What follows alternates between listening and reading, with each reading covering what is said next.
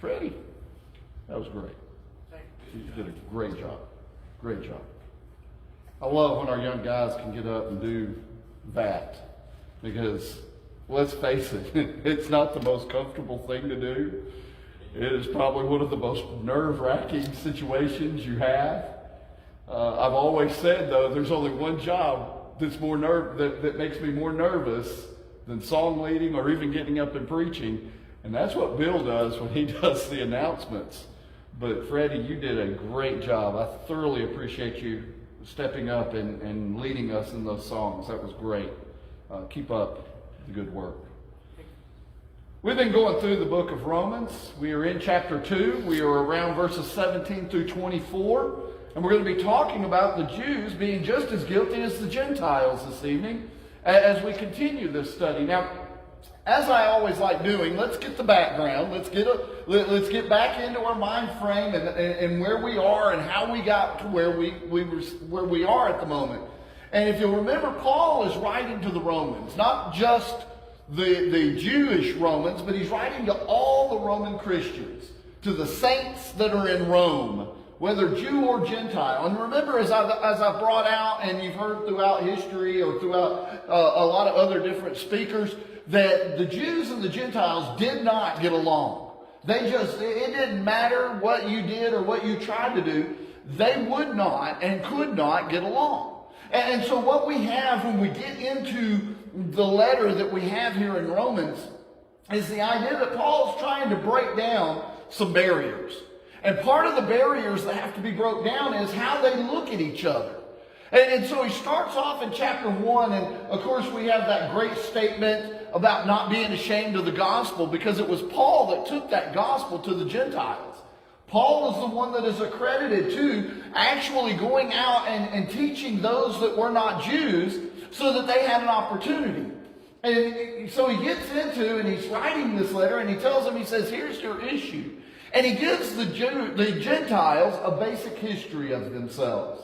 He tells them, look, you had God, you know God, you know within yourself who God is. You know those invisible attributes. You know those things about Him. Because God has made it evident. Even though you don't want to claim you know it, God has made it evident in you. I think people today need to realize that God has made it evident within them to know that He is real. I hear people all the time talking about how God isn't real, how this isn't true, and God doesn't. And let's face it, within man, it is within us to worship something. Whether we want to agree with it or not, we worship something. I can prove it. There are those that worship God. There are those that worship multiple gods that aren't real gods, but they worship them as gods. There are those that worship football. There are those that worship basically sports, if you really want to. Oh, well, how do you worship sport? Trust me, when you put the sport above God, you worship that sport. There are some that put themselves in that place, and they worship themselves. And that's where Paul goes into it, and he tells them, he says, look, you started worshiping the creation instead of the creator. And then he gives them that landslide of sin that came in because of it as he ends chapter 1 and moves into chapter 2, and he turns the tide and he says, now the Jews, on the other hand, you are just as guilty as the Gentiles, because you know who God is. You know that God came to you. You know that God separated you so that the lineage of Christ could come. Now, he doesn't go into all that detail here, but this is the idea that he's bringing out. And he says, but you not only practice these things, you're giving them approval. And you're blaming them at times and saying, oh, look how bad you are, when you're just as guilty.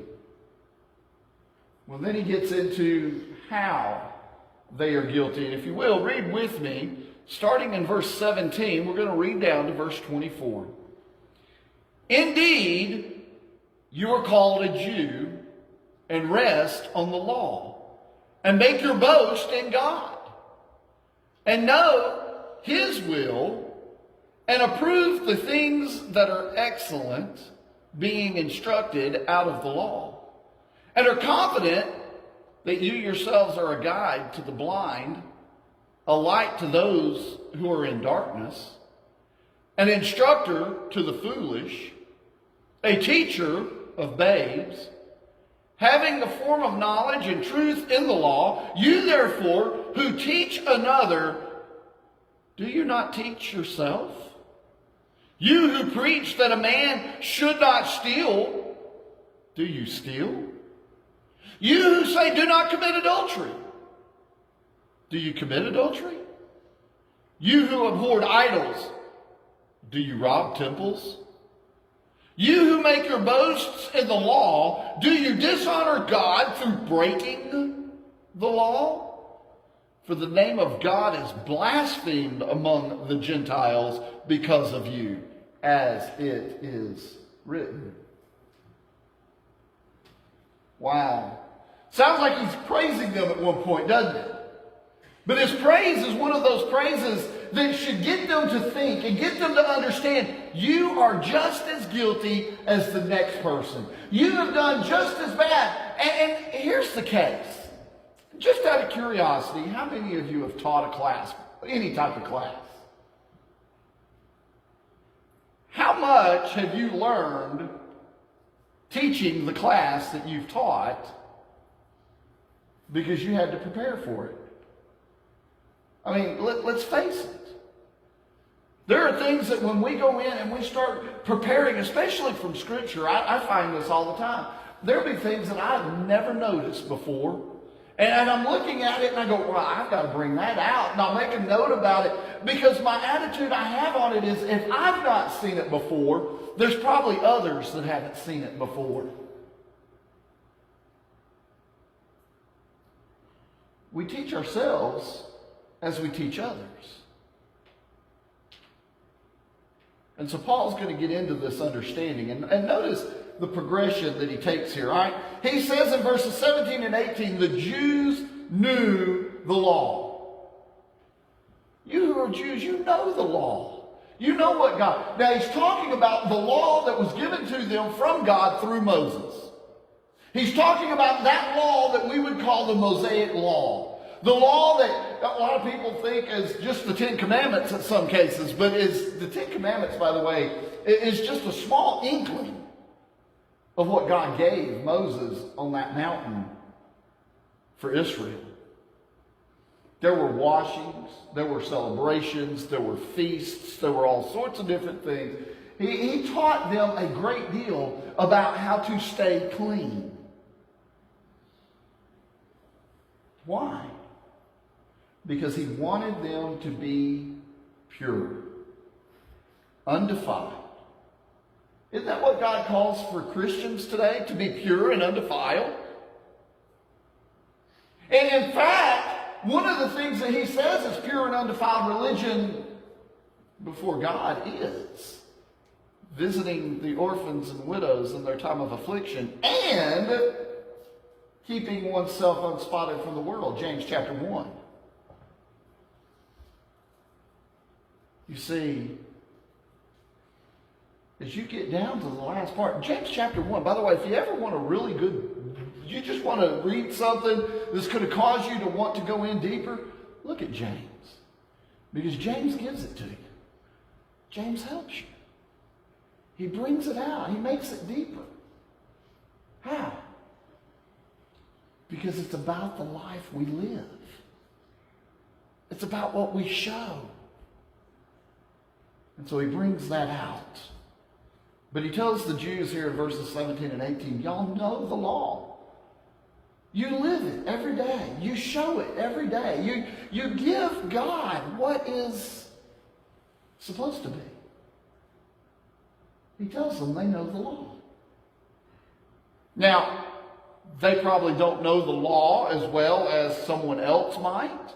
They may not know the law as well as maybe supposedly a Pharisee or a Sadducee might, as you think about the first century the Jewish religion. But they know the law. Peter knew some of the law.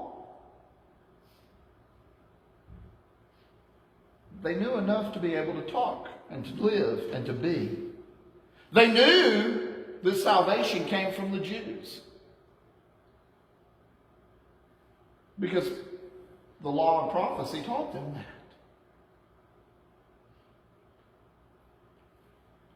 Verses 19 and 20, he teaches them about being confident in the guiding of the blind. But he doesn't tell them quite the way I just said it. He basically, remember this morning, we talked about Jesus said the blind leading the blind, referencing the Pharisees leading those that are willing to follow the Pharisees. That's pretty much what he's doing here.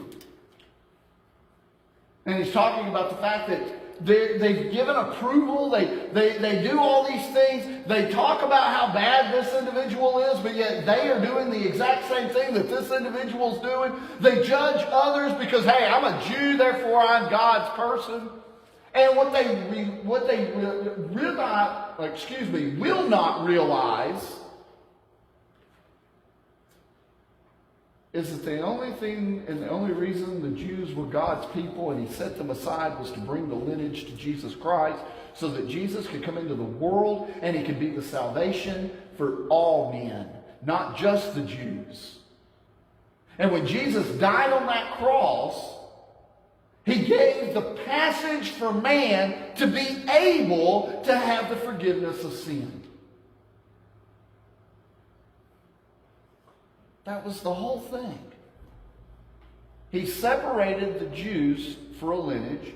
And isn't it interesting that in that lineage we come down to Christ, and Christ has separated those that are willing to obey him from the rest of the world. We're different. And therefore we're to act different. And Paul's telling the Jews, you should know better. You should be acting different. You should be doing these things that you claim instead of going around and doing what you're doing. You should know these things.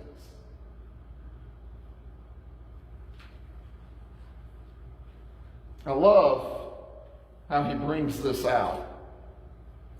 And in verses 21 to 23 is the way he does it. These are hard questions when you think about it. He tells them, in order to teach others, you must teach yourself. In order for you to be able to tell someone else, you have to have taught yourself in the process.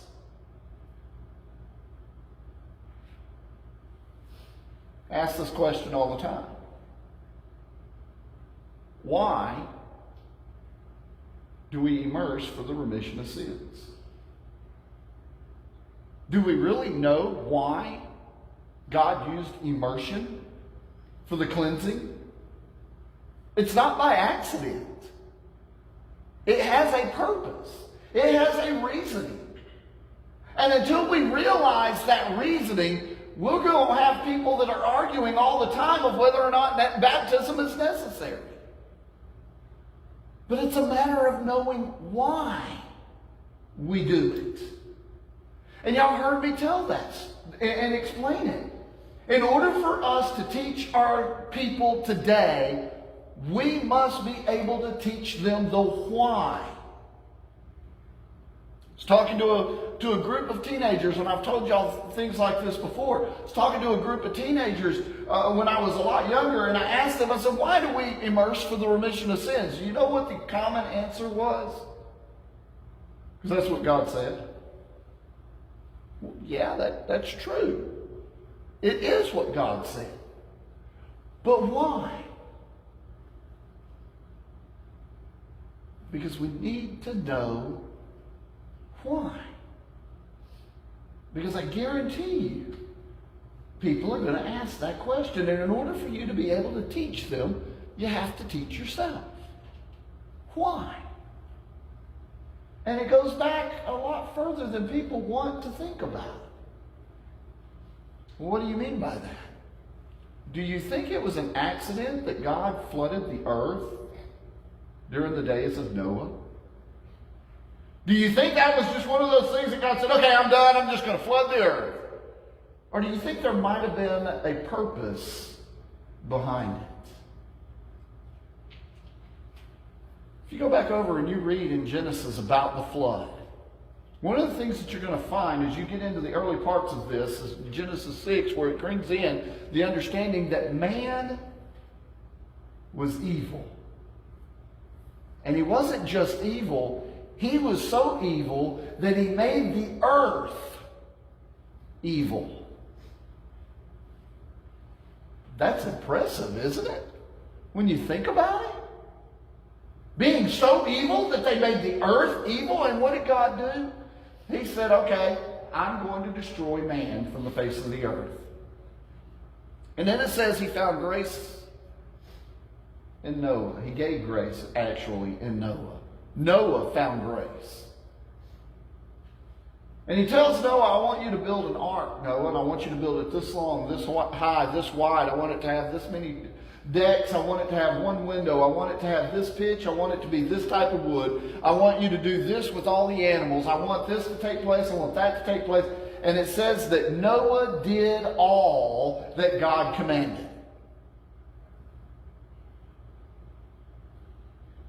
And God told Noah, I'm going to bring a flood upon the earth. And you know what that flood did? It cleansed the earth. That is why Peter says in 1 Peter chapter 3, talking about Noah being saved in the ark by water, and how he connects Noah and baptism. It's a plan. It's what God did, why God did things. And you and I, in order for us to be that way, in order for us to teach people, we must teach ourselves these things. I hear people throw this term around a lot today. Oh, well, I'm looking for a sound congregation. Define that word sound. Because what's sound to me may not be sound to you, and what's sound to you may not be sound to me. What do we mean by that term?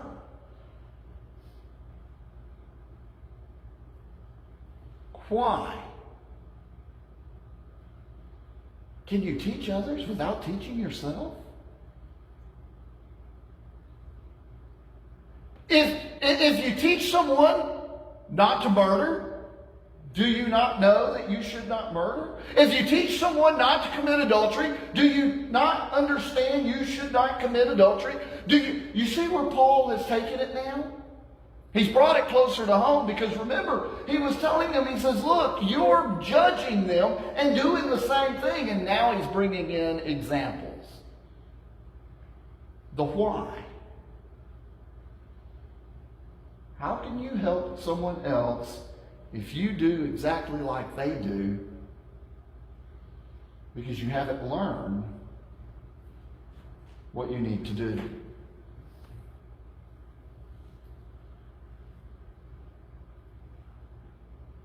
The detriment that we've had in the church is we stopped teaching why. And we've got to get back to teaching why. We got into this idea of how great this preacher was, or that preacher was, or this preacher is, or that preacher is. And we talk about the preacher and how good the preacher is, but we forgot the message and what the message means. And what the message is for. And why we do it. It's more than just because God said so. It's more than just because I want to go to heaven. Granted, that's one of the goals, and what we're doing is to make it to heaven. But it's more than just wanting to go to heaven.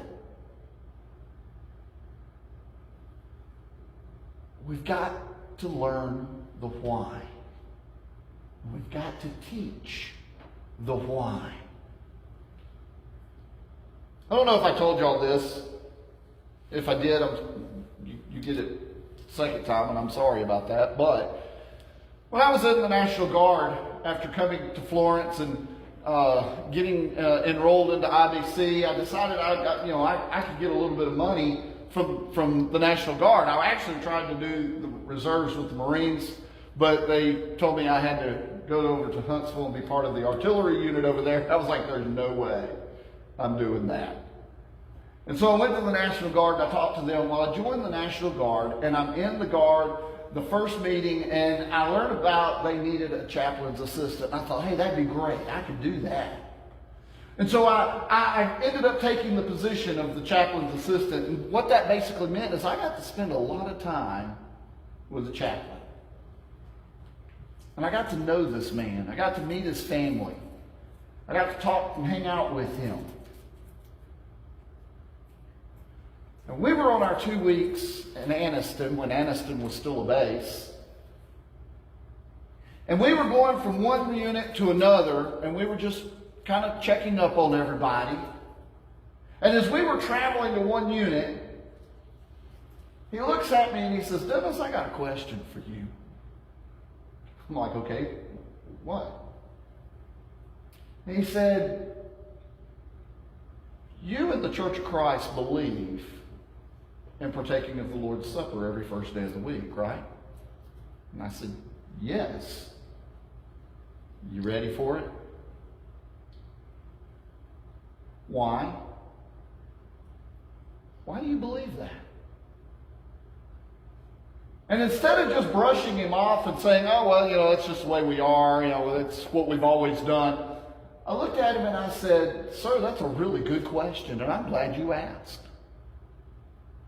And we had a discussion right there. And I took him over to the night that Jesus was betrayed and how he instituted the Lord's Supper.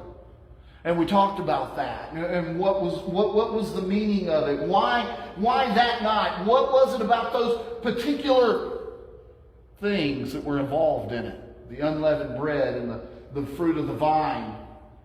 How there could be no yeast in the house because that was the way the Passover was done.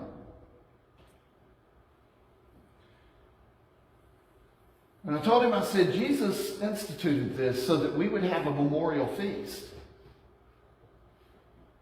And he said, I understand that. He says, but what about the first day of the week? Why do y'all do it every first day of the week?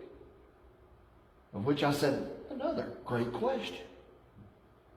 I took him over to Acts chapter 20, and I said, notice something here. I said, Paul's traveling. He gets to Troas as he's traveling, and it says he waited until the first day of the week when the saints were coming together, and he broke bread. And that word broke bread is the same Greek word that's used in Acts chapter 2, where it talks about breaking bread. And it's used twice in Acts chapter 2, actually.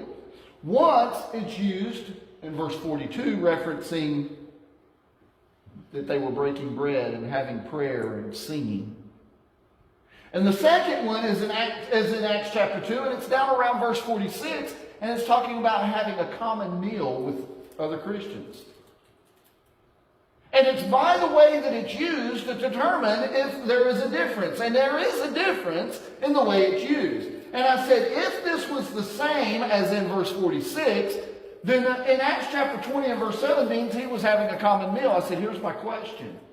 And he said, okay. And I said, if Paul was having a common meal with the Christians in Troas, why did he wait until the first day of the week to do that? They could have done that any day. If it's just a common meal that we're talking about, they could have had that any day of the week that they wanted to.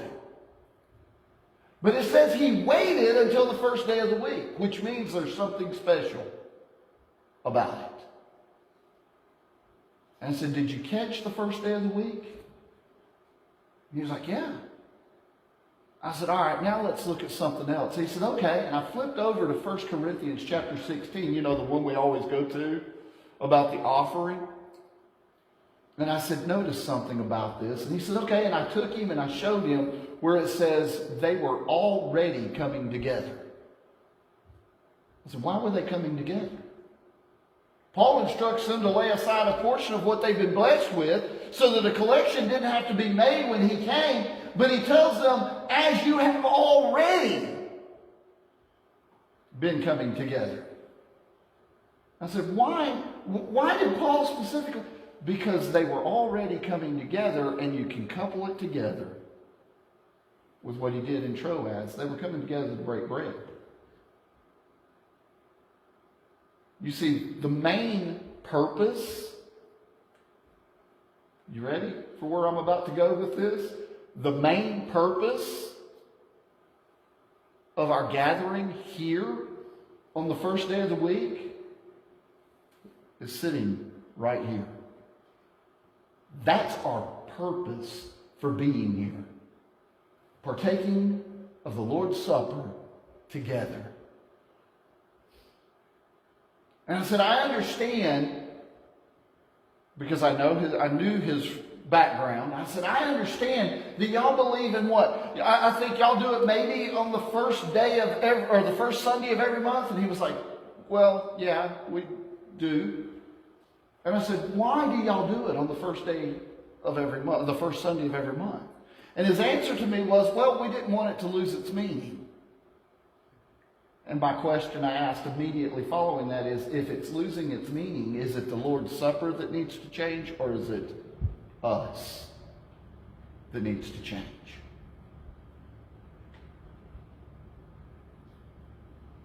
You see, we have to know the why. His response to me after we finished this discussion was, I think you're right from what I've been studying. And I'm thinking, if I'm right on that, and I kind of left that question there, if I'm right on that, I didn't have to finish that question, did I? Because he knew where I was going to go with it. What else am I correct on?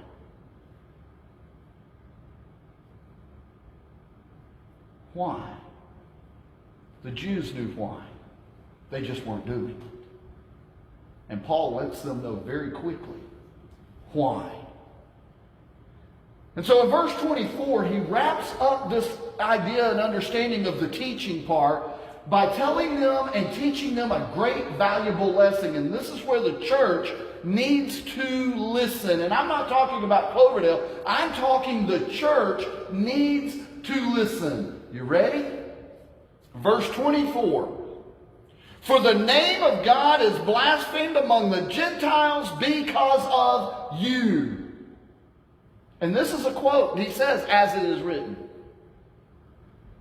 Why? Because they weren't acting what they claimed. And today the church is not acting what it claims. We can do and we can say and we can all these other things, and we can just go out and say, oh man, it's great. But if we're not living it, if we're not teaching it, if we're not showing it, then what's the point? Because if I'm acting and I'm being like everyone else around me, then verse 24 comes back to me. And unfortunately, that's where I see in a lot of the cases with the church today. Because people make light of the church.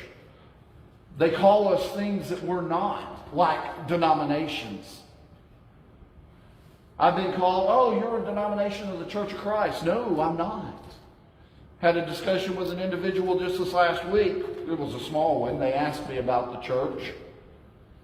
And they said, oh, I attend a non-denominational church. I said, the churches of Christ are non-denominational. In fact, every congregation of the church is autonomous, meaning it has its own leadership.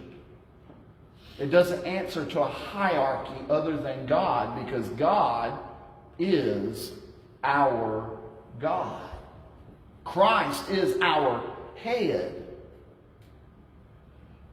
And we need to understand that if Christ is our head and we are the body, anything we do reflects on Him, and we have to make sure that what we're doing is according to the Scriptures, not according to what we want or what we think or in how we want to be.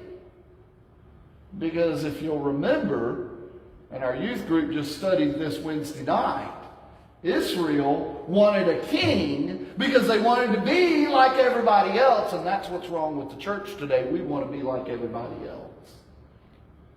It's time to quit being like everyone else and to be different and to act different and to show people who we are. Because let's face it, you want to be right with God? You have to do it God's way.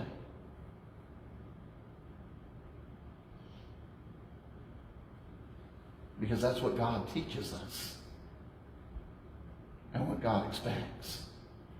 The last part of verse 27 of James chapter 1, and keep oneself unspotted from the world. That's pure and undefiled religion in the sight of God. Not just helping the orphans and the widows in their time of affliction, but keeping oneself unspotted from the world. And that's what we have to do. We have to be different. We have to act different. When people ask, we can't just give them a quick, oh, well, because that's what's in the Bible. We need to teach why. Because in teaching why means that we have taught ourselves and we're teaching ourselves God's will and God's way. So the question we have to ask, what are we going to do with it? How are we going to be? You know what God teaches. You've heard it. If you're not a Christian, I plead with you, do something about it. If you're a Christian and you're not living, do something about it. Let us help. You can do it right now. All you have to do is step out and come forward while together we stand and sing this invitation song.